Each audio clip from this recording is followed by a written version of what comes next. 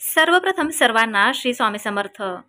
श्रावण महिन्याचा दुसऱ्या सोमवारची शिवमूठ आहे म्हणजे तीळ। हे तीळ आपण शिवलिंगावर शिवमूठ अर्पण करायचे आहेत।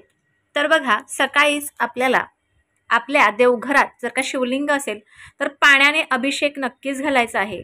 पाणी म्हणजे जल हे भगवान शंकरांना अतिशय प्रिय आहे, त्यामुळे दूध नसेल तरीही चालेल, परंतु पाण्याचा अभिषेक हा आपल्या घरात झालाच पाहिजे। आणि जर का तुम्हाला मंदिरात जायला मिळत असेल तर मंदिरात सुद्धा तुम्ही नक्कीच पाण्याचा अभिषेक करू शकता। आता उद्या बघा, प्रत्येक माणसाच्या जीवनात काही ना काहीतरी अडचणी असतात, परंतु त्यातल्या काही व्यक्ती ह्या अशा असतात की त्यांच्या जीवनात अगदी न संपणाऱ्या अडचणी अशा एकामागे एक चालू असतात। कधी मुलगा आजारी असतो, कधी नवरा आजारी असतो, तर कधी ती स्वतः पत्नी आजारी असते। तर घरातला प्रत्येक सदस्य एकामागे एक काहीतरी आजार घेऊन अगदी आजाराला ग्रासलेला असतो। त्याचबरोबर बऱ्याच लोकांच्या घरात आलेला पैसा स्थिर होत नाही किंवा प्राप्त लक्ष्मी स्थिर होत नाही। आलेली लक्ष्मी लगेच त्याच पावलाने माघारी जाते, किंवा असे काही घरं असतात ज्या घरांमध्ये भरपूर पैसा आहे परंतु जीवनात कुठल्याही प्रकारचा सुख नाही। फिरून फिरून प्रश्न एकाच गोष्टीवर येतो, तो म्हणजे पैसा। पैसा असेल तर माणूस सर्व काही करतो असा काही विचार करतो, परंतु पैसा आहे म्हणून सर्व काही करू शकतो, परंतु काही गोष्टी अशा असतात की मनाला आनंद देणाऱ्या आपण केलेल्या कर्मावर सुद्धा असतात। निदान आपण आपल्या घरात स्वच्छतेने राहा आणि हसतमुखी राहा, तरी सुद्धा आपल्या घरात सुख हे दरवळत असतं। माणूस समाधानी असणं अत्यंत गरजेचं आहे, परंतु काही वेळेला काय होतं, इतरांनी काहीतरी गोष्टी घेतल्या आणि त्या आपल्याकडे नाही आहेत हा विचार करून माणूस मात्र अत्यंत दुःखी होतो। अशा सर्व गोष्टी सोडा। जीवनात आज आपण आहोत, उद्या काय होईल हे आपल्या स्वतःला सुद्धा माहिती नाही, त्यामुळे आपल्याकडे जे आहे ते पाहून सुखात राहा।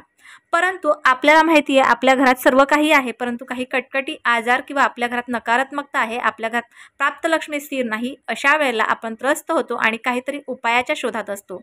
तर त्यासाठी आज तुमच्यासाठी मी महत्त्वाचा आणि अतिशय सुंदर महा उपाय घेऊन आलेले आहे। श्रावण महिन्याच्या दुसऱ्या सोमवार किंवा कुठल्याही सोमवारी तुम्ही हा उपाय करू शकता।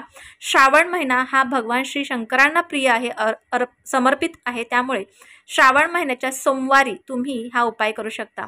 असं तर श्रावण महिन्याच्या सोमवारीच नाही तर पूर्ण श्रावण महिना काही ना काहीतरी आपण उपाय किंवा भगवान श्री शंकरांच्या सेवा करायच्या असतात, त्याने आपल्या कर्माचे बँक बॅलन्स वाढत असतं। तर बघा, आपल्याला काय करायचं सांगते का, आपल्या घराच्या आजूबाजूला किंवा शिवमंदिराकडे सुद्धा बघा, शिवमंदिराकडे सुद्धा नक्कीच बेलाचं झाड असतं। त्या बेलाच्या झाडाखाली आपल्याला हा उपाय करायचा आहे, ज्याने आपल्या घरातल्या एक नाही अनेक अडचणींना आपण तोंड देत असतो, त्या सर्व अडचणींपासून आपल्याला मुक्ती मिळेल, आपल्याला साक्षात महादेवांचा आशीर्वाद मिळणार आहे। आपल्याला काय करायचं सांगताय का, एका तांब्यात पाणी घ्यायचं आहे, जे आपण पितो तेच पाणी घ्यायचं आहे, शुद्ध पाणी घ्यायचं आहे। त्यात तुमच्याकडे जर का गंगाजल असेल तर 2 थेंब घातले तरीही चालेल, नसेलच तर आपलं साधं पाणी जे नळाला येतं तेच घेतलं तरीही चालेल। आता ह्यात आपल्याला एक अशी वस्तू घालायची आहे ज्याने आपल्याला हेच पाणी आपल्याला बिल्वपत्राच्या मुळाशी अर्पण करायचं आहे।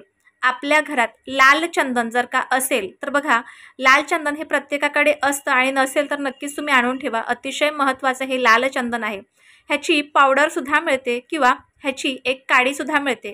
ती काडी जर असेल तुमच्याकडे चंदनाची तर तुम्ही ती उगाळून थोडंसं चंदन ह्या पाण्यात घाला, किंवा तुमच्याकडे चंदन पावडर असेल तर ती चिमूटभर अर्पण करा त्या पाण्यात, आणि ते पाणी आपल्याला